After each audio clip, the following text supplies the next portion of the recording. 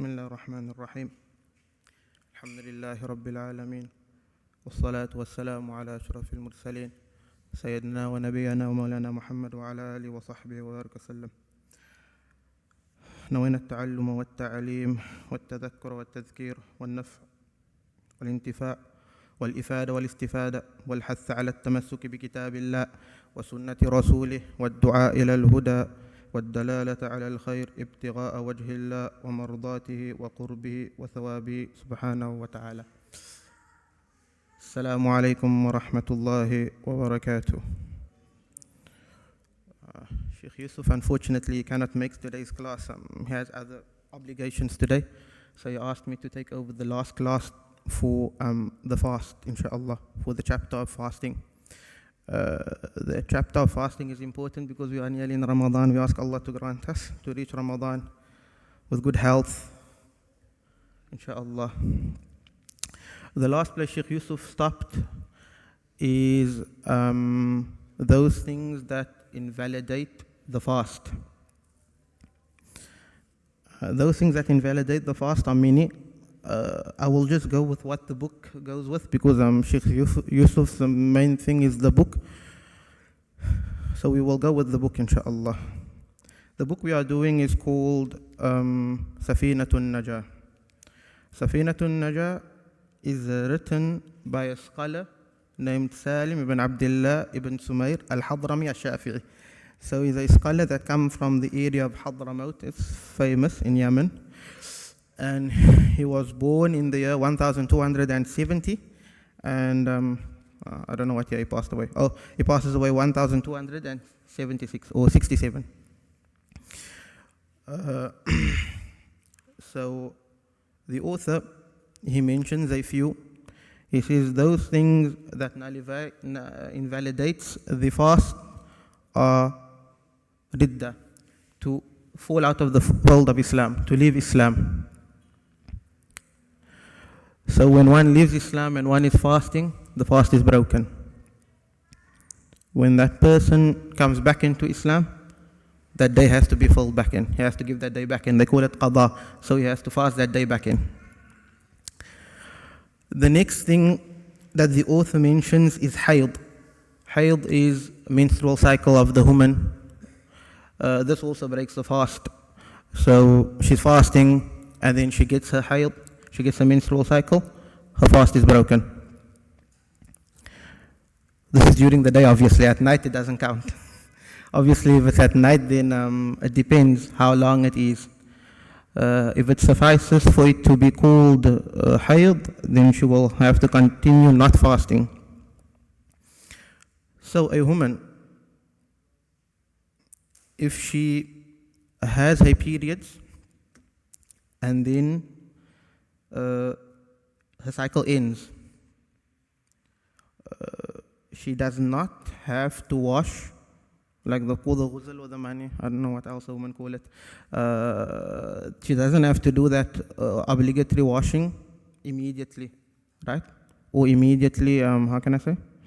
Immediately before the adhan of Fajr. She can do it a bit after Fajr if she wants to, because you don't have to be in a state of cleanliness to fast. However, if she has a period and then it stops before the adhan, fast would be obligatory on her. So she will have to fast that day. Whether she bathed or did not bathe, that's another thing. But she would still have to bathe because she can't make salah without bathing.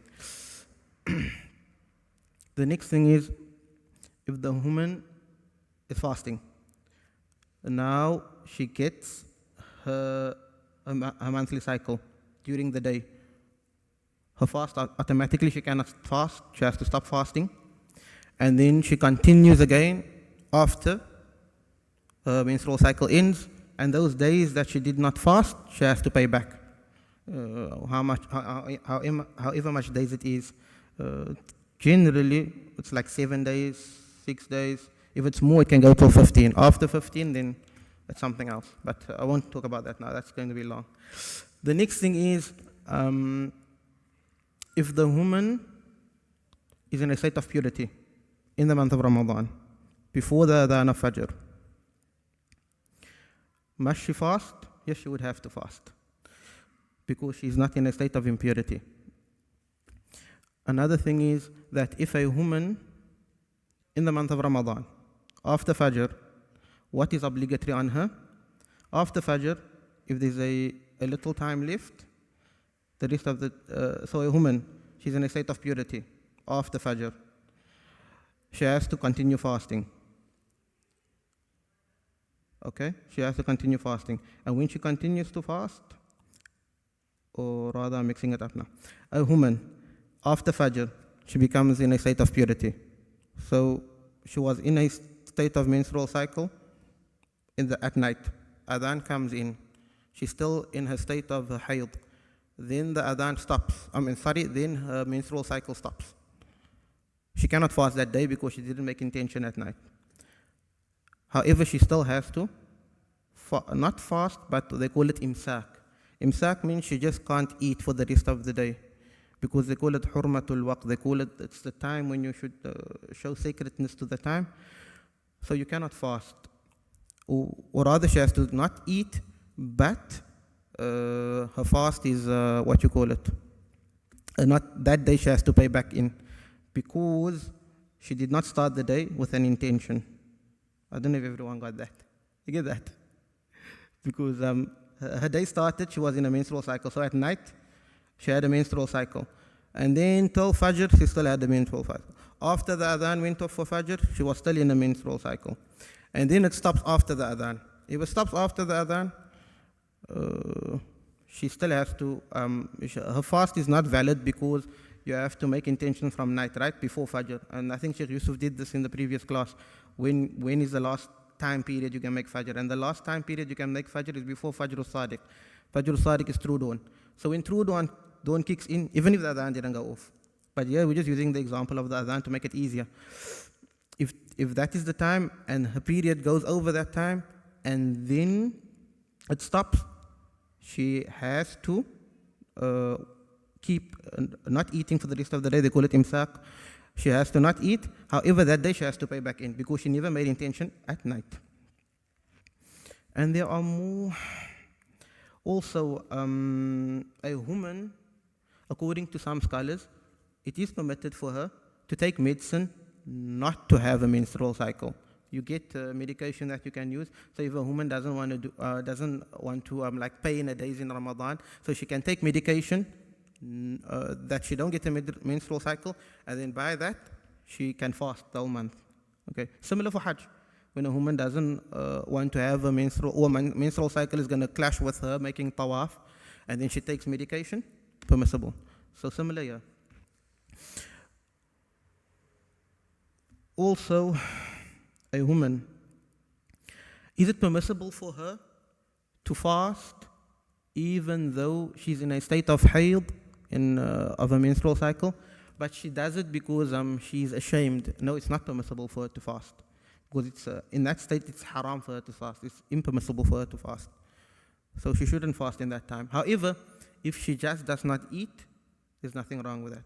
Like she doesn't want to eat to confuse the people around her, or she doesn't want to eat in the family because she doesn't want to have them have a urge for eating, and then that would be all right. Okay. Then the author, after hayd, he mentions nifas. So nifas is from those things that breaks a woman's fast. What is nifas? Nifas translates into lawkia. Lawkia can also be translated into postnatal bleeding. So the bleeding a woman has after she gives birth. That bleeding. So if she gives birth and is during the day, her fast is broken.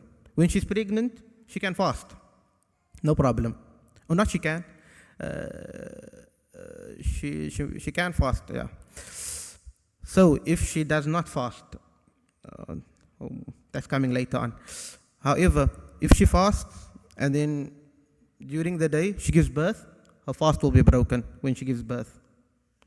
And if she has blood coming afterwards in that postnatal bleeding period, she also cannot fast. To take the same ruling as hayd. And she can continue fasting after the blood stopped. The next thing the author mentions is giving birth. I already mentioned that. After that, the author mentions insanity. So a person in a state of insanity, he does not, his fast is broken, right? Uh, Originally, if he's in that state, he doesn't have to fast because it's not needed of him. However, if he is not insane and then insanity comes onto him, then his fast would be broken. The next thing the author mentions is to fall unconscious. He says, Ighma wa sukar. So the one is to fall unconscious, and the one is to go in an intoxicant state. This has a lot of explanation too, because scholars differed on the permutations of the meaning of this. However, I'll just mention one, so we don't have to get confused. So generally they say, if a person falls unconscious, or a person is in a state of intoxication, and he came in this state because of him. So he drank something that caused him to fall unconscious or to be in a state of intoxication, and this happens and is in the state for the whole day, his fast would be broken. If he's in that state for the whole day, his fast will be broken. However, if he took something and then it put him in a state of intoxication, and then it was not for the whole day, say for example only 10 minutes he was in a state of intoxication or a state of unconsciousness, or 15 minutes, whatever, it doesn't matter. If it was like that, then his fast would not be broken. However, if he falls in a state of what you call it, a state of unconsciousness or a state of intoxication, and the reason for that was not him, so it just happened naturally, in that state, his fast will not be broken. And then finally, sleep. Sleep also does not break the fast, right?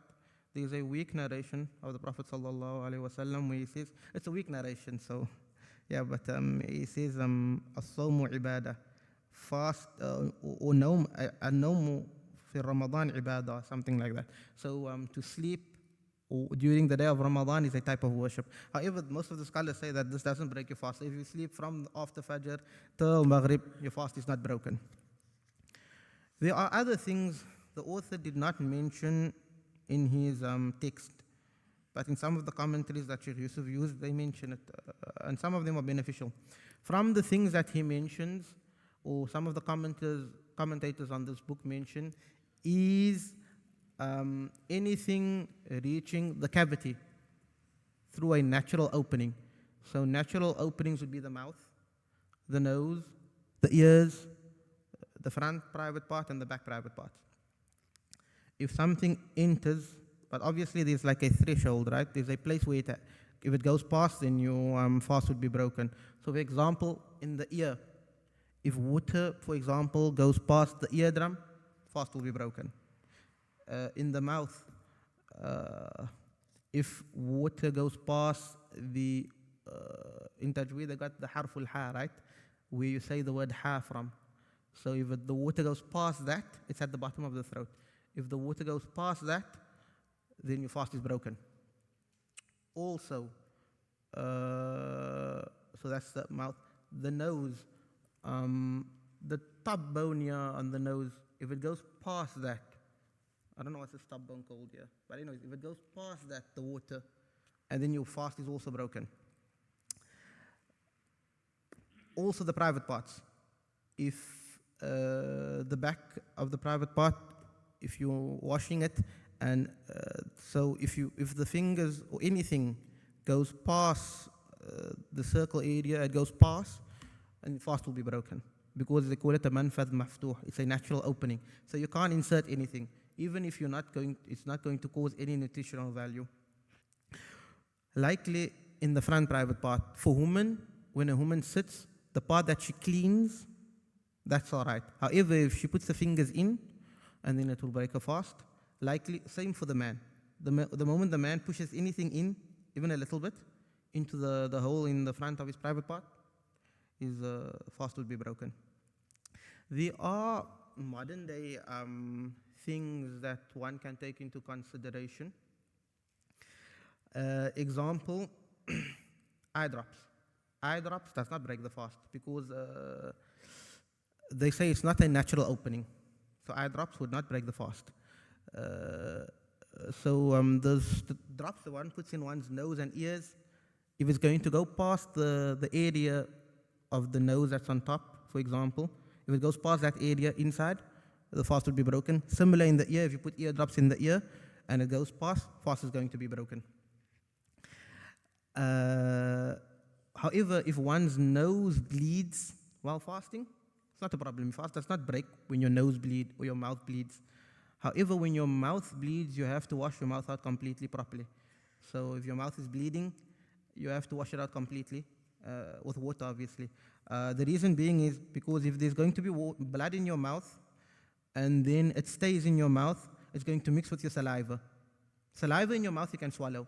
However, if blood mixes with your saliva, it's a foreign entity. Any foreign entity that's going to be swallowed afterwards would break your fast. So if you wash out your mouth properly and there's no athar, there's nothing left of the blood afterwards, then it is also all right. However, if there's something left of the blood and then you're going to swallow it, your fast would be broken.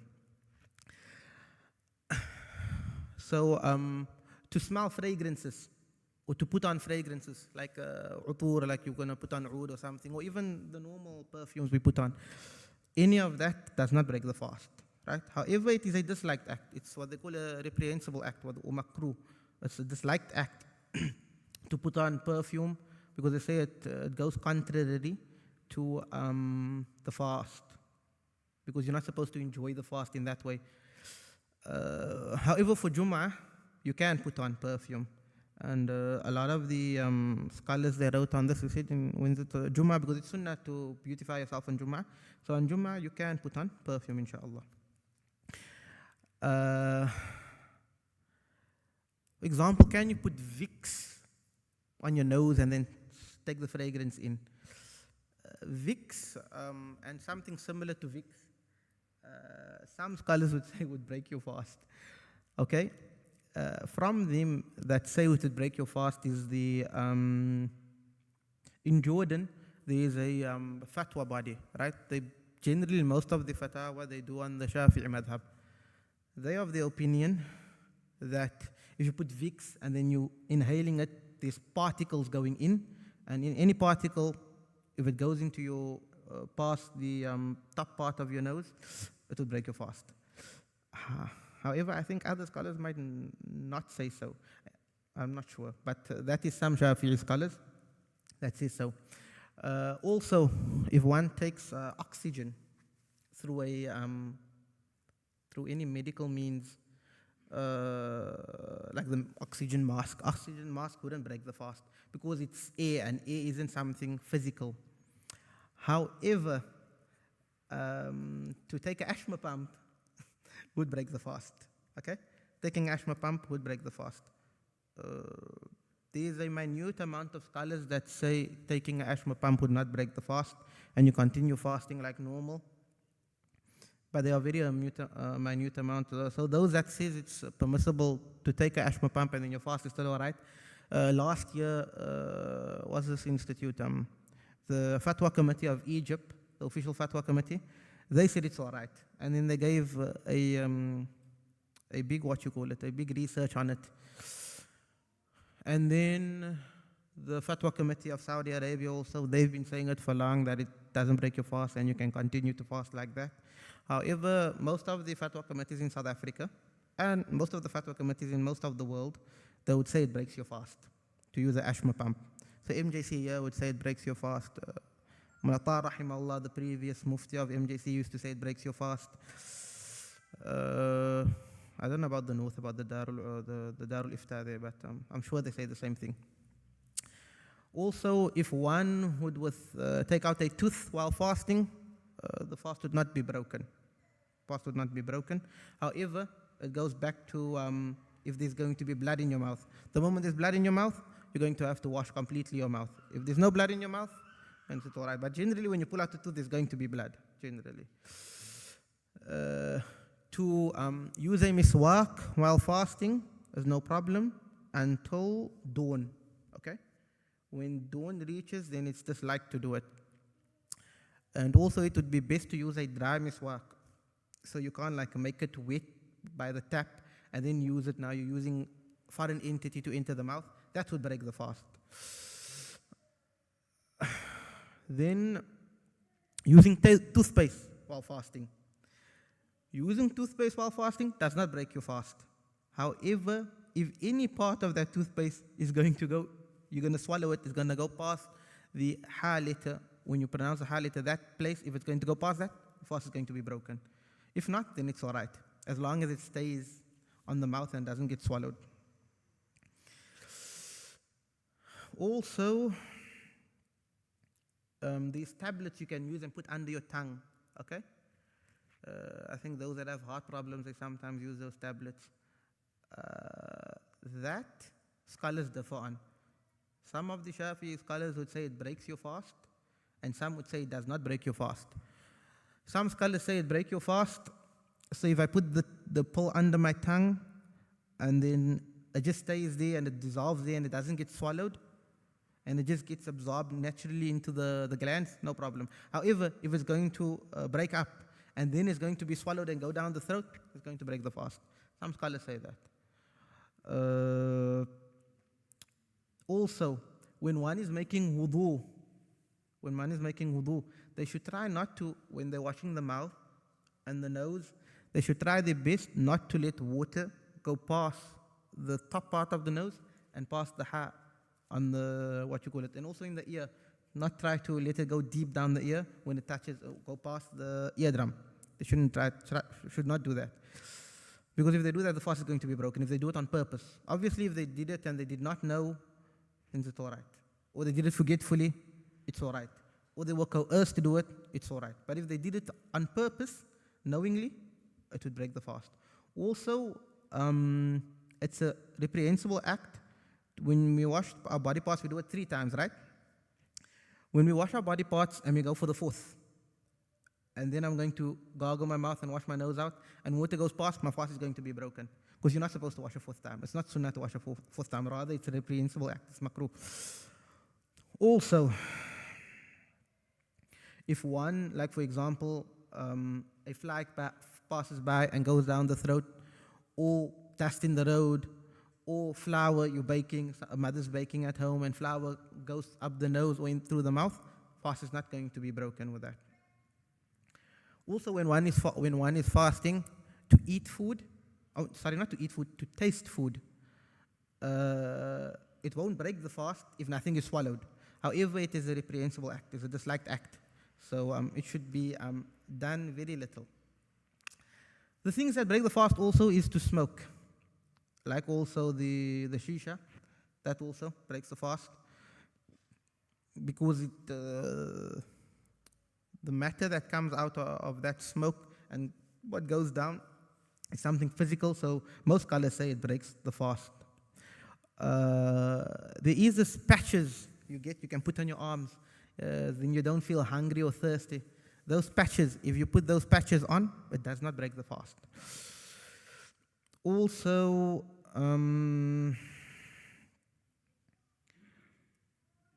to vomit. If you do it intentionally, your fast will be broken.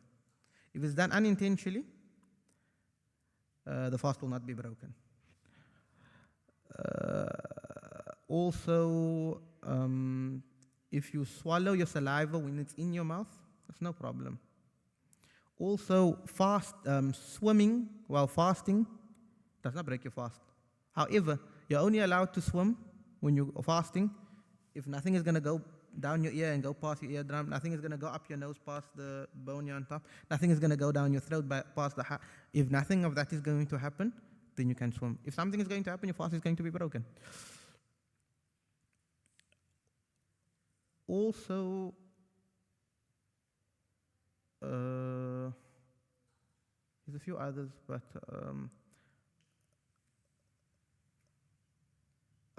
those what do you call those pipes? Those scopes they use when they put down your throat when they're doing a medical. Those pipes they put it down your throat. What's that pipe called now? Scope. You put the scope down your throat, or through the back, or through the front, or in the ear.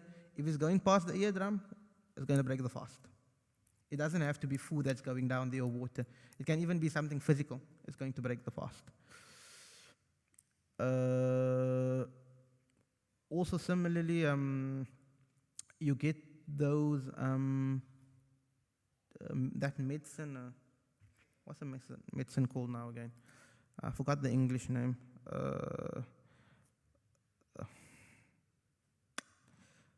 There's a medicine, it's not a capsule, it's something similar to a capsule. Suppositories. Suppositories, if they go down the throat or through generally they put it in the private part sometimes, no? Yeah, if it goes through the private parts, it's going to break the fast. The front or the back or the mouth, it's going to break the fast. Similarly,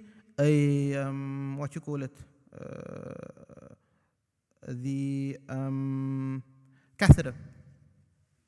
Catheter will also break the fast. When it's going in front, it's going to break the fast. And then also injections. Injections, scholars wrote long about it. Shafi'i scholars specifically wrote long about it. And some gives a lot of explanations. Some scholars, for example, the Fatwa Committee of Jordan, or the Fatwa Body of Jordan, they say if the injection is going to go into a muscle, it would not break the fast. However, if that injection is going to go into an artery, a big artery, and it's going to go in the blood flow, and it's going to be nutritional, it will break the fast. I don't know what is that if you take insulin while fasting, your fast is not broken also. If one puts on creams while fasting, fast is not broken, because the pause is not considered what they call the manfaf maftuh, that natural opening. They don't consider it that. Also, from the things that breaks the fast, I was explaining that there and then I forgot about this here. Anyway, so from the things that break the fast is masturbation. So masturbation, it breaks the fast. However, masturbation breaks the fast in certain instances, okay?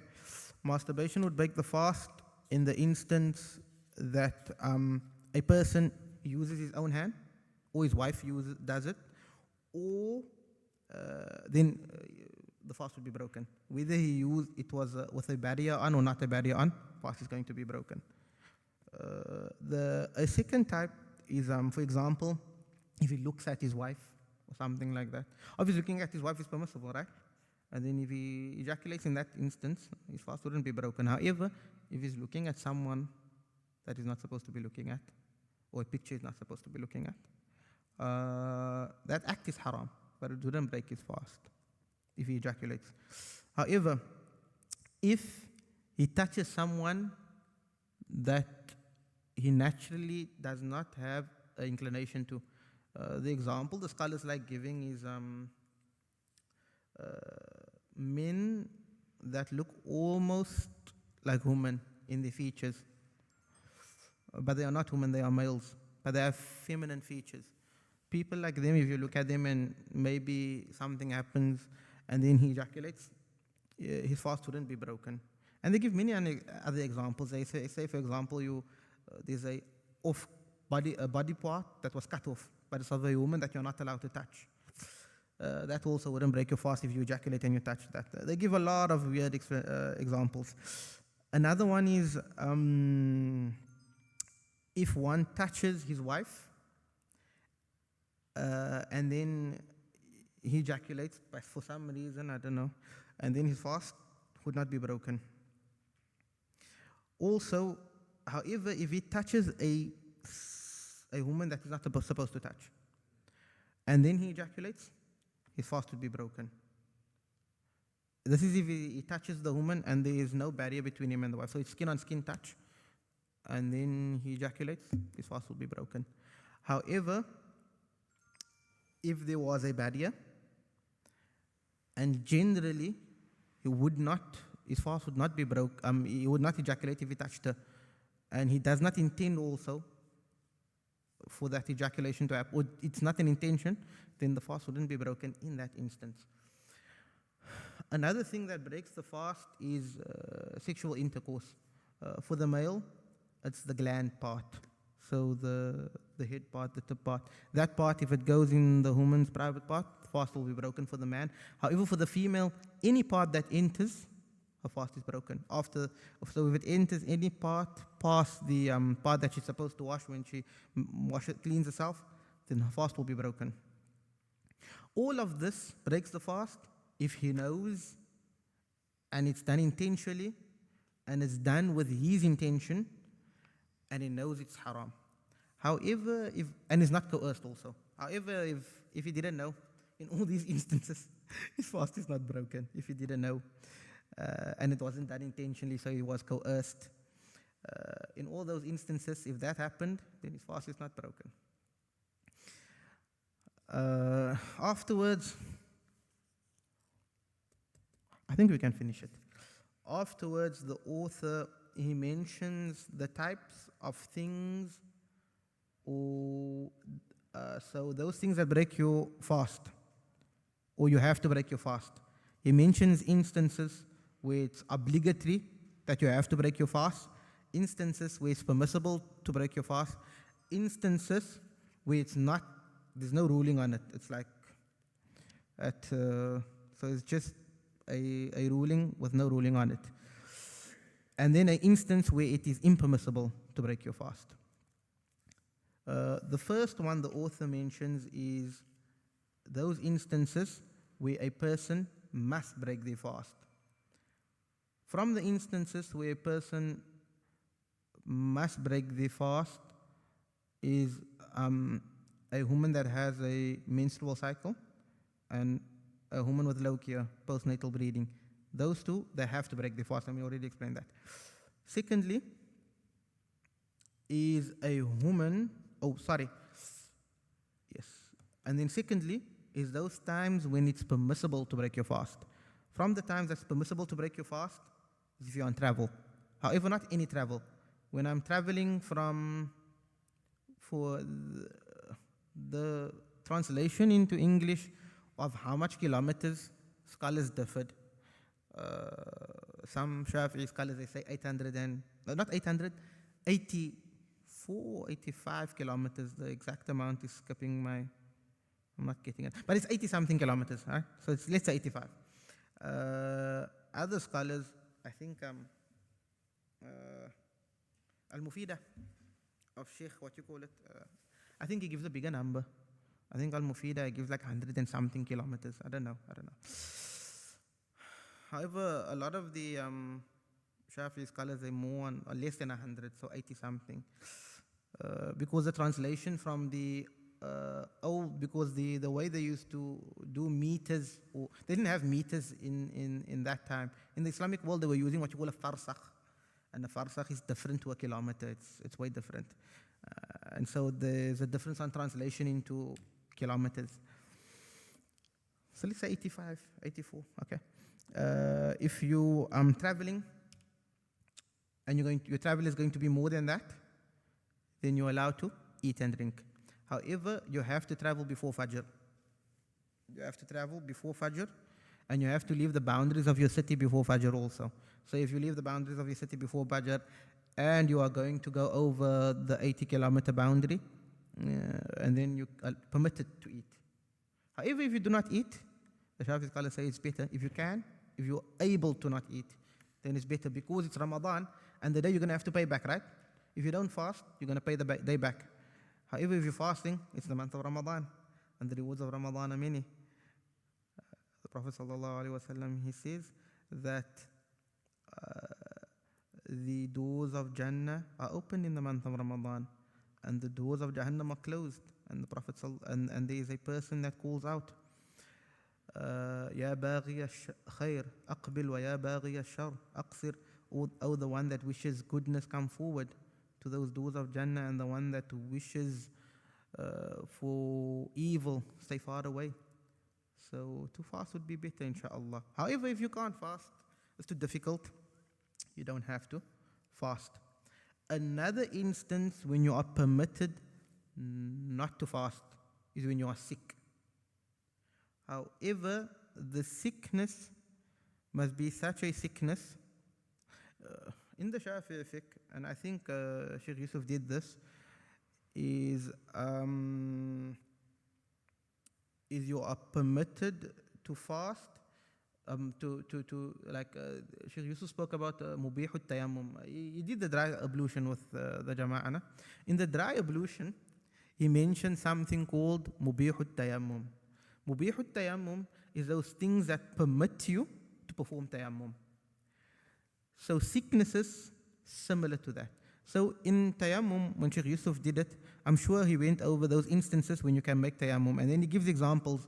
So he says, if you fear by using water, you're going to harm yourself. So similarly, if you fear by using water, you're going to harm yourself, then you can fast. You can break your fast.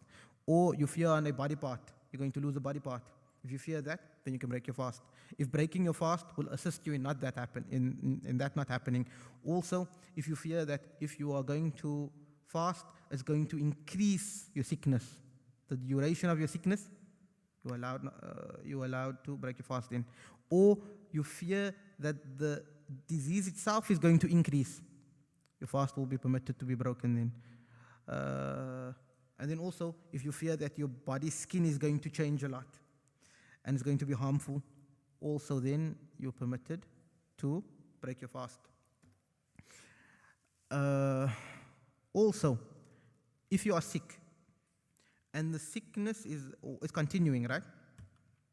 If it continues, then you don't have to make intention because you're not going to fast.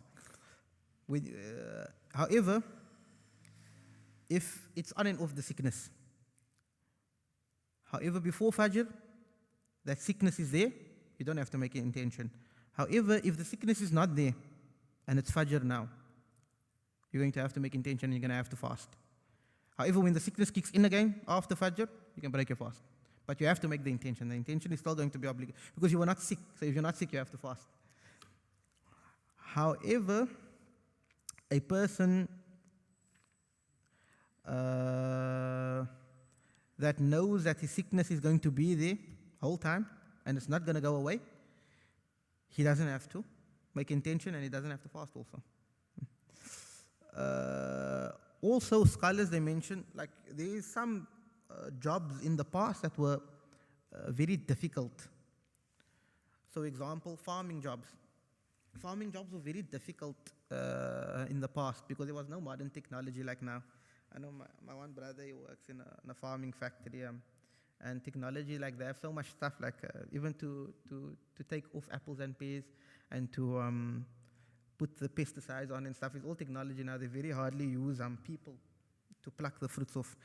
However, in the past, it was physically done, right?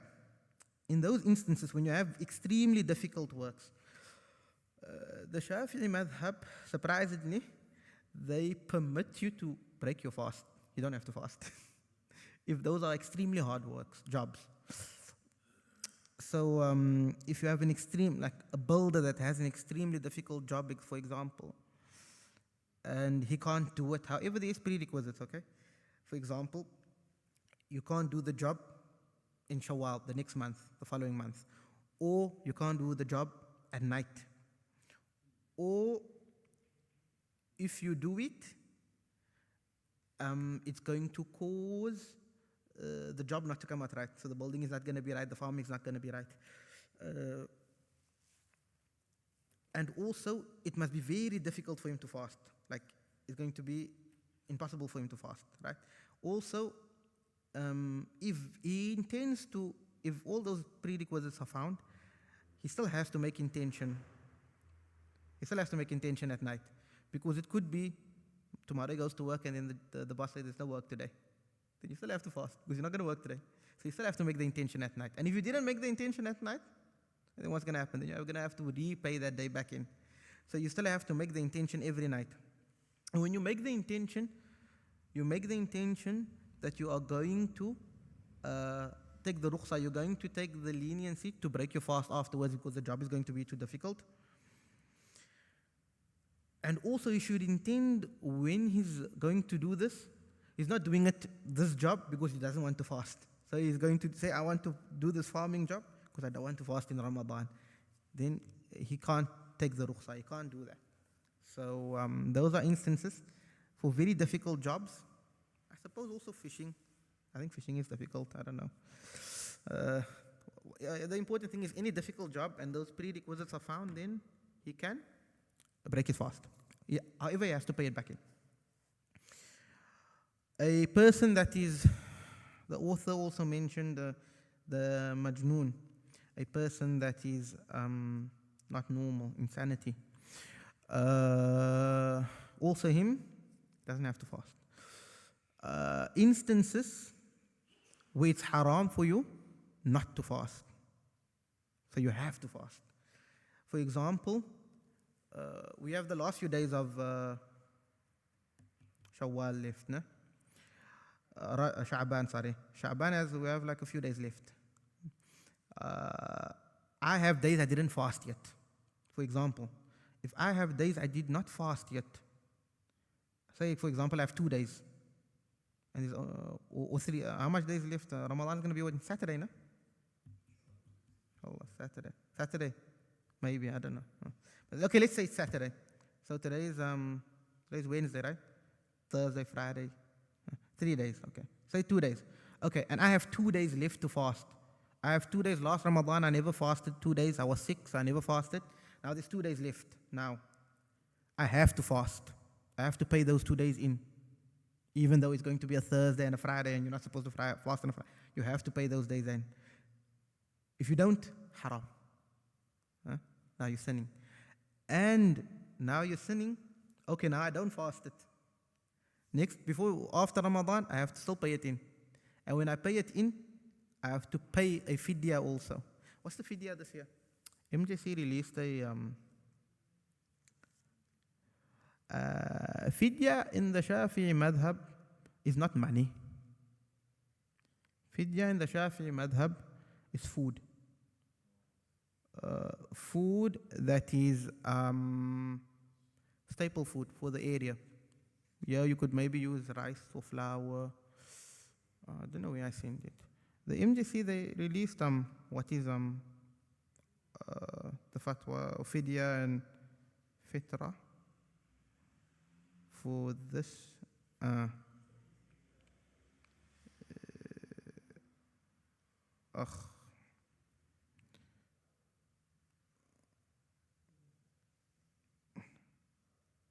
can't find it now. 33 rand. Anyone has it? I think I'm almost sure I had it. I took a picture of it, I don't know. Maybe it's in my pictures.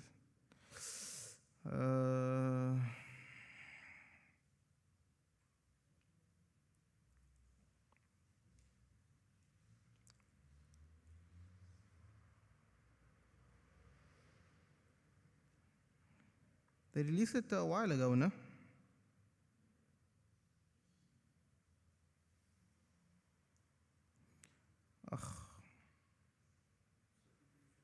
Three. But I have it there. It's like a whole explanation they have there, no? If you're using the Hanafi madhab, if you're using the Shafi'i madhab. I had it somewhere. Can't find it now, unfortunately.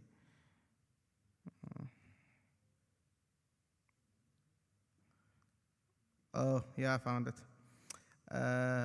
If you are giving rice in the Shafi'i madhab, you would give 3 kgs of rice, a rounded off figure.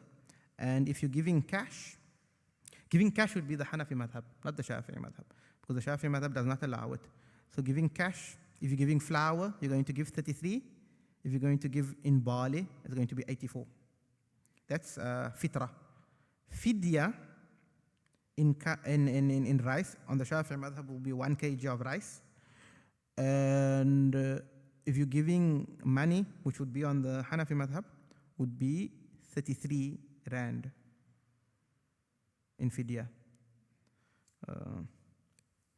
So that would happen. So if a person does not fast, so if I had now 2 days left to fast and I don't fast, and then the next, then Ramadan, I do Ramadan, after Ramadan finished, I have to fast those 2 days in, and I have to give fidya because I never fast. So I have to give 2 fidyas. So 33 plus 30 is 66. I have to give 66. Yeah. Then the author, speaks about the fidya. Well, not the fidya.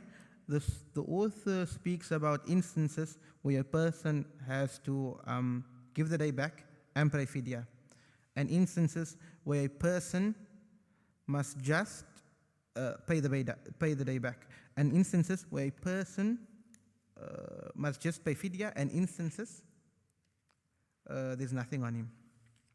So examples of a person that has to pay fidya and he has to pay the day back in if he breaks his fast out of fear of someone else. So this is generally, they give the example of a woman that is pregnant or a woman that's breastfeeding. If she breastfeeds and she is going to break her fast out of fear of the child, or she's pregnant and she's going to break her fast out of fear of the child, she's going to pay that day back and she must give fidya for that day. So it's going to be 1 kg of rice for that day she's paying in, or 33 rand. For the amount every day is another day. So if she broke her fast for 10 days, 10 days for pay back and 10 days fidya. Also, when a person breaks his fast to save the life of someone else. So for example, you see someone drowning and you fear for that person's life, and then you jump in and you save him, you're going to also do something similar. The next thing is that, so the instance, that is an instance when you have to pay fidya and qada. The next instance is when you just have to pay in the day and you don't have to pay fidya. This is, example, a person he forgot to make his tension at night before Fajr, and a person he ate intentionally during the day, and a person that had intercourse during the day. They have to all pay that day back in. The next instance where you have to pay fidya, but you don't have to pay qada. You don't have to fast the day back in. An old man that cannot fast, he doesn't have to fast, but he has to pay fidya for every day. So if he's not going to fast all Ramadan, 29 days or 30 days, he's going to pay fidya. So he's either going to pay 30 muds or 30, so it's 1 kg, so 30 kgs of rice he's going to give out, or 33 times 30, 3,000 and something, no? 33 times 30. Yeah, 900. He's going to pay something. Say he's going to pay fidya, going to be 990 rand if it's 30 days. That's if the old man that can't fast. Also, a very sick person that's never going to be cured, that person, if he can't fast also, is going to pay the fidya also. A person that does not have to pay fidya and he does not have to perform that day or fulfill that day back in is an insane person, also a child, and also a disbeliever. When he becomes Muslim, he doesn't have to pay in those days, nor does he have to pay fidya. The author then goes on to, Isha? Okay, we can stop. Unfortunately, we have to do this other day, or I don't know. I must finish, but there's so much to finish, man. Still a few pages. I know we can finish another day, inshallah. Maybe tomorrow, inshallah. Assalamu alaikum wa barakatuh.